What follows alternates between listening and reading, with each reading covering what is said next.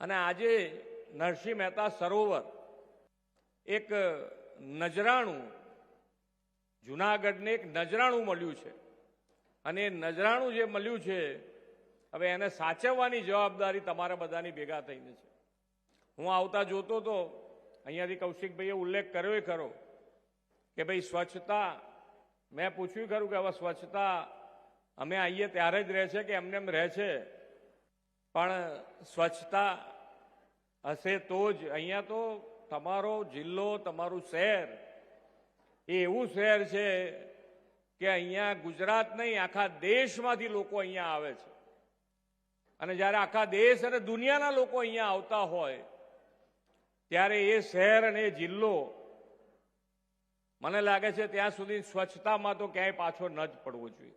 એ આપણા બધાની જવાબદારી, આપણો સ્વભાવ બનવો જોઈએ કે ભાઈ સ્વચ્છતા આપણે રાખવી છે અને રખાવવી છે. કોર્પોરેશન અને કોર્પોરેશન અધિકારી ને પદાધિકારી પણ એની અંદર જોડાયેલા જ હોય છે. પણ આપણો પણ સાથ અને સહકાર મળશે તો હજુ વધારે સારું આપણે એની અંદર કામ કરી શકીએ.